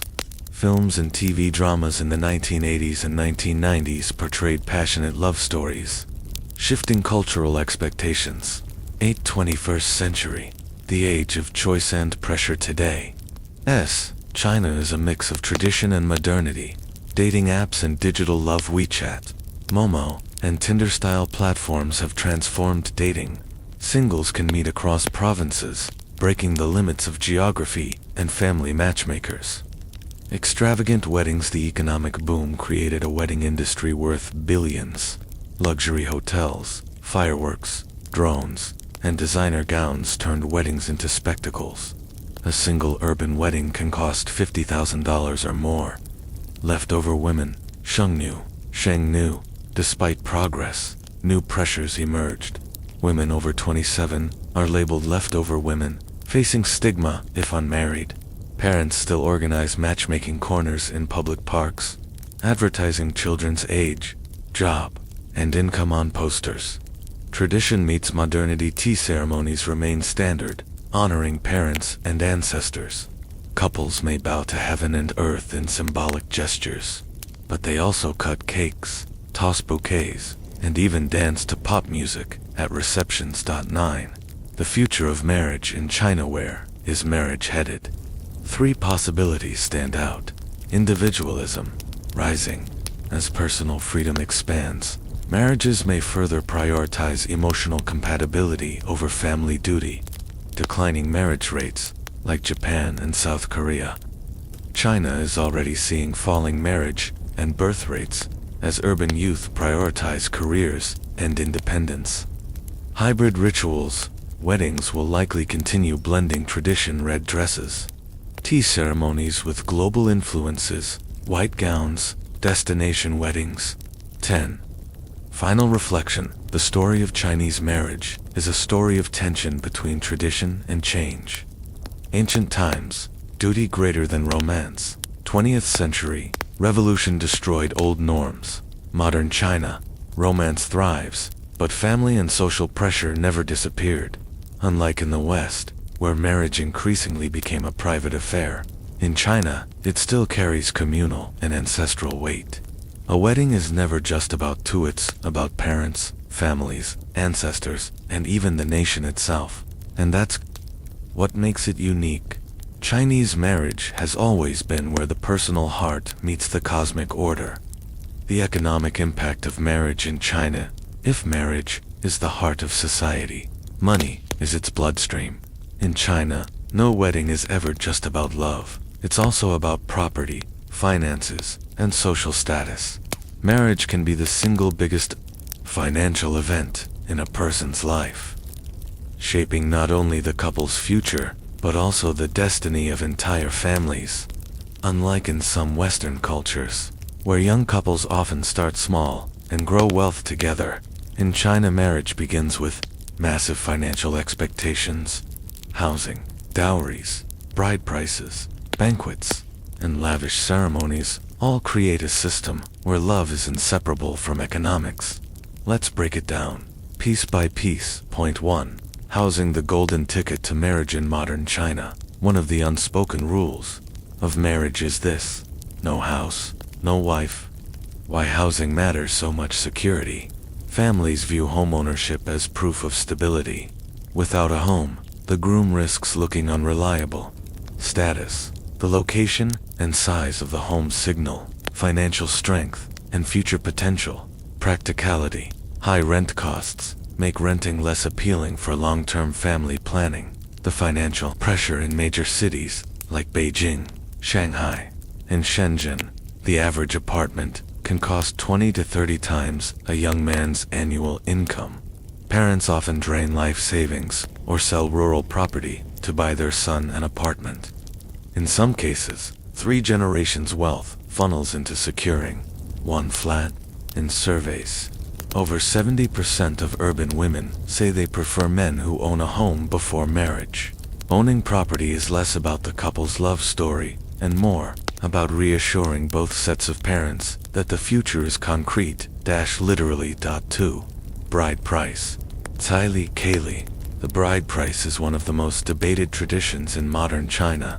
What is Caili? The groom's family presents money and gifts to the bride's family as a sign of respect and commitment. Modern trends rural areas, Caili has skyrocketed. In some provinces, it can reach $20,000, $50,000, an enormous sum for average households. Urban areas. Amounts are smaller, but still symbolic, often paired with gold jewelry or luxury items. Some wealthy families use Caili to flex status by giving extravagant gifts, like cars or Rolex watches. Social impact. Poor men are often priced out of marriage, contributing to the growing number of lifelong bachelors, especially in rural regions. Families sometimes treat Caili as a transaction, reinforcing the idea of marriage as an economic contract. Women, however, increasingly push back, calling the custom outdated or unfair. 3. Dowries. The bride's contribution while the groom's side provides the bride price. The bride's family is expected to prepare a dowry. Jadrum. Jun. What's in a modern dowry? Household appliances, fridges, washing machines, TVs, cash or gold. Sometimes even contributions toward the couple's new apartment. The dowry is seen as proof of the bride's family's love and support, but it can also fuel financial competition between families. 4. Wedding costs. A lavish spectacle. Chinese weddings today are extravagant affairs.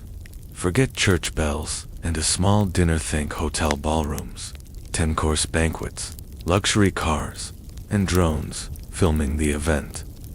Banquet culture. A wedding banquet can host 200 to 500 guests. Dishes are symbolic.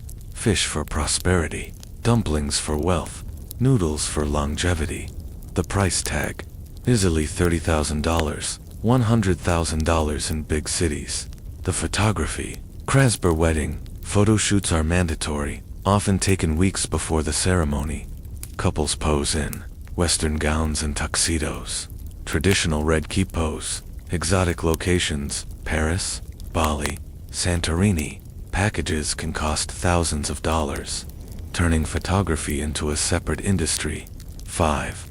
Red envelopes. Hongbao, Hongbao. The red envelope. Tradition softens the financial blow.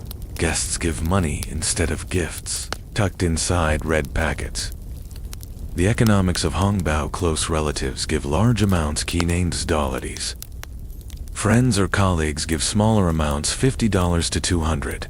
At massive weddings, Hongbao can offset most banquet expenses, making the event less of a loss. But here's the twist. Wedding Hongbao is a social investment. If you give generously, you expect reciprocity when your own child marries. It's a never-ending cycle of financial obligations. 6. The real estate. Marriage trap. China's marriage system has directly shaped its real estate market. 80% of home purchases in urban areas are linked to marriage. Developers market apartments specifically as marriage homes. Prices spike as young men rush to buy before proposing. This demand has contributed to China's property bubble. Families don't buy homes just for living. They buy them for marrying. 7. Gender imbalance in marriage costs. China's gender imbalance. Thanks to decades of the one-child policy and cultural preference for boys, created a surplus of men estimated at 30 million more men than women. Impact on marriage economics in rural areas. Men outnumber women heavily. To attract a wife, men must offer higher bride prices and bigger homes. Wealthier men dominate the marriage market, leaving poorer men single. Some families import brides from Vietnam or Cambodia, fueling cross-border matchmaking. Marriage, in this sense, becomes a competition for survival. 8. Divorce and property battles. Divorce rates in China have soared in the past 20 years, and with it comes the messy issue of property. Law favors the name on the deed. If the apartment is bought before marriage in the groom's name, the wife may lose her claim after divorce. To protect daughters, many parents now insist that homes be registered jointly or in the bride's name. This has sparked debates over gender fairness and financial responsibility. 9. Marriage as social mobility. For many families, marriage isn't just about happiness, it's about climbing the social ladder. A daughter marrying into a wealthy family can secure her parents' financial future. A son marrying a well-educated woman can raise the family's status. Strategic marriages still exist, echoing the alliances of ancient China. In some ways, the economic logic of marriage hasn't changed at all. It's still about alliances and advancement. 10. The burden on the younger generation. For Chinese millennial and Gen Z, marriage is both a dream and a nightmare. Rising costs, housing is unaffordable, weddings are expensive, bride price negotiations are stressful. Shifting attitudes, many young people delay marriage to focus on careers. Some openly reject marriage altogether, embracing the lying flat lifestyle.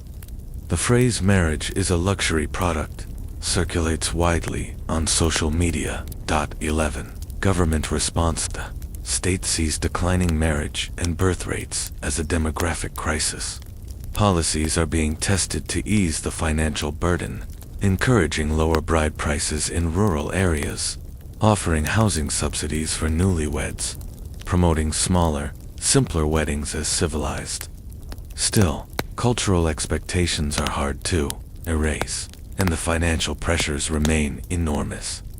12. Final reflection. When looking at Chinese marriage through an economic lens, it becomes clear. Love may be the spark, but money is the fuel. Housing is the foundation. Bride, price, and dowry are negotiations. Weddings are spectacles of wealth. Divorce can feel like financial warfare. Marriage is not just about two people. It's about two families investing, bargaining, and securing their futures. In China, saying I do often comes with a silent echo. I-O. Marriage in Chinese literature and cinema. Marriage in China has never just been a personal affair, it's a mirror of society. Literature, poetry, operas, and modern films have long used weddings and marriages as the stage upon which bigger dramas, family honor, social class, gender struggles, and political change play out.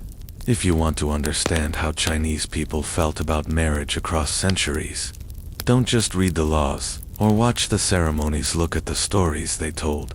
1. Marriage.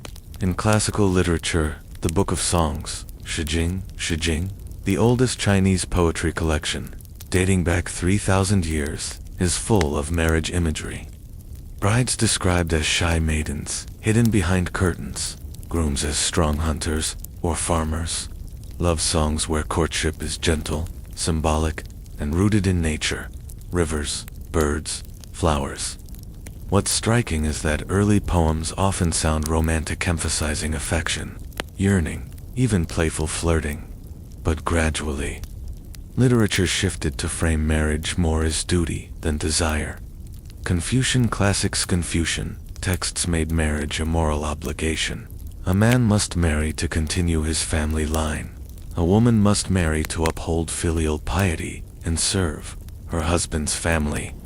These weren't love stories. They were social blueprints. Fiction and theater later borrowed these rigid ideals, showing characters crushed under the weight of family duty. Dream of the Red Chamber. Hon Lo Monk. China. S. greatest novel, written in the 18th century, is basically one giant critique of arranged marriage. Protagonist Jia Baoyu loves Lin Dayu, a delicate and emotional cousin, but family pressure forces him to marry Zhu Baokai, the practical choice. Dayu dies heartbroken, Baoyu loses his spirit, and the novel becomes a meditation on the tragedy of love destroyed by social obligation. It's Shakespearean in its heartbreak, but deeply Chinese in how it frames the conflict. Personal feelings versus family duty.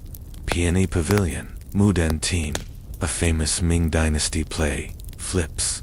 The script, heroine Du Liniang dreams of a young scholar and falls in love with him in her sleep. She literally wastes away from love sickness. After death, her spirit finds her dream lover, and through sheer force of love, she resurrects. This story scandalized Confucian moralists because it suggested that romantic passion could outweigh duty, even defy death. Imagine 16th century parents clutching their pearls while their kids swooned over Romeo and Juliet, Ghost Edition. 2. Marriage in folktales and operas. Butterfly lovers. Lao Shenbo, Yu Zhu Ying Tai, often called the Chinese Romeo and Juliet. This legend tells of Liang Shanbo and Zhu Yingtai. Zhu disguises herself as a boy to attend school, where she meets Liang. They fall in love, but Zhu's parents betroth her to another man. Heartbroken, Liang dies. On Zhu's wedding day, she throws herself into his grave. The two transforms into butterflies, free to love in another world. It's tragic, but notice the symbolism. Marriage laws may trap you, but love transcends them. Opera. Traditions. Chinese operas, whether Beijing opera or regional forms, often revolved around marriage plots. Why? Because weddings were the most dramatic clash of personal desire and family politics. Daughters forced into unwanted marriages. Scholars too poor to marry until they pass exams. Lovers tricking parents with clever disguises. For centuries, audiences flocked to operas because they saw their own frustrations: poverty, family control, rigid customs acted out on stage, often with tragic endings. 3. Marriage in modern literature. By the 20th century, arranged marriage was under fire. Writers began using stories to attack old customs and advocate for free love. Lu Xun, the godfather of modern Chinese literature, wrote biting stories where marriages were metaphors for oppression. In New Year's Sacrifice, a widow is crushed by social expectations and poverty. His works often showed how women were trapped by arranged marriages, robbed of agency. Bajin, his Ijoseni novel, family depicted young intellectuals rebelling against their conservative parents. Forced marriages become a symbol of China's struggle between tradition and modernity. Mao literature. During the Communist Revolution, literature flipped again. Marriage was portrayed as class struggle. Good revolutionary couples fell in love because of shared political ideals, not wealth or family. Romantic passion was rebranded as loyalty to the communist cause. It was less he swept her off her feet, and more they both swept the landlord out of the village. 4. Marriage in cinema. Early films, 1920s, 1940s. Shanghai's Golden Age cinema adored marriage melodramas, weepy tales of poor girls sold into marriage, star-crossed lovers destroyed by greedy parents. Silent films used weddings as shorthand for tragedy. Audiences, especially women, saw these movies as reflections of their own struggles. Post-1949 socialist films. After the communist victory, films promoted progressive marriages. Rural comedies where young people reject arranged marriage. Happy endings where couples marry for love and socialism. Example: The White-Haired Girl, 1950, tells of a peasant girl escaping an oppressive arranged marriage, saved by the communist revolution. Fifth generation cinema, 1980s, 1990s, as censorship loosened. Directors explored marriage again as a site of personal versus political conflict. Raise the Red Lantern, 1991. A young woman becomes the concubine of a wealthy man, trapped in a mansion of jealousy and ritual. The film uses marriage as a metaphor for authoritarian control. To Live 1994. Marriage survives through famine, war, and political upheaval, showing resilience but also resignation. Marriage in these films wasn't romantic, it was survival. Contemporary Chinese cinema. Modern films reflect the economic pressures of marriage. Blind Mountain 2007, a terrifying story of a woman sold as a wife in rural China. Love Is Not Blind 2011, a comedy about urban dating disasters and financial struggles.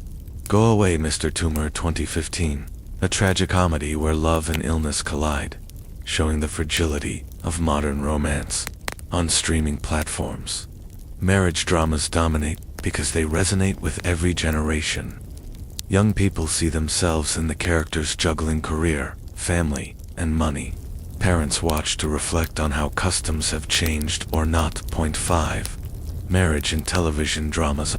Chinese TV dramas, the ultimate soap opera machine. Historical dramas. Palace intrigue often revolves around who marries whom. The Empress, Dowager, plotting alliances. Classic marriage politics. Urban romances. Young professionals battle over housing, in-laws, and Kaylee negotiations. Fantasy epics. Even immortals and demons apparently stress about wedding ceremonies. Why are marriage plots so dominant? Because they offer endless conflict. Love versus duty. Money versus passion.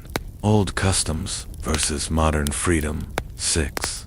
Key themes across literature and cinema. After 2,000 years of stories, some patterns emerge. Marriage as duty versus marriage as love. Old literature, duty wins. Modern literature, love should win, but doesn't always. Marriage as social commentary. Operas and novels used weddings to criticize class, wealth, or corrupt parents. Films used marriage to critique feudalism, patriarchy, or even the communist state. Marriage as tragedy. From Butterfly Lovers to Raise the Red Lantern, marriage is often depicted as a cage. The happiest couples usually exist only in comedies or propaganda. Marriage as economic transaction. Bride prices, dowries, and property have always been part of the narrative. Modern dramas still obsess over who buys the apartment. 7. Why these stories matter. Literature and cinema don't just entertain, shape expectations. Romantic tragedies encourage sympathy for young lovers trapped by tradition. Revolutionary films promoted political marriages as ideals. Modern dramas highlight financial struggles, echoing real-life anxieties. Chinese audiences don't just consume these stories, they use them to negotiate their own views on marriage. 8. Conclusion. From ancient poems to TikTok-length dramas, Chinese culture has never stopped telling marriage stories. They may change costumes, Confucian robes, opera masks, socialist uniforms, designer gowns, but the core tension remains. Is marriage about love, family duty, money, or survival? The answer depends on the century, but the fact that the question keeps being asked proves marriage is more than a personal decision. It's the beating heart of Chinese culture, eternally staged in ink, opera, celluloid, and digital screens. And if you're wondering, yes, audiences will always show up to watch a wedding gone wrong. Conclusion. The past, present, and future of marriage in China. In China is not just a social contract. It is a cultural weather vane. Every era, every dynasty, every economic shift has bent the institution in a different direction. To wind down this marathon exploration, let's pull the threads together and ask, what does marriage in China really mean, and where is it headed? 1. 1,000-year journey. And fast forward. If we trace marriage customs across Chinese history, we can see an arc. Ancient China, marriage was a sacred duty. Families arranged unions for lineage continuation, political alliances, and economic stability. Love was nice if it showed up, but never the priority. Imperial dynasties, rituals and symbolism became increasingly elaborate. Weddings reflected Confucian order, family hierarchy, and cosmic balance. Folk culture and literature, storytellers rebelled. Operas, poems, and novels exposed the tragedies of forced marriages, showing audiences that love could clash violently with duty.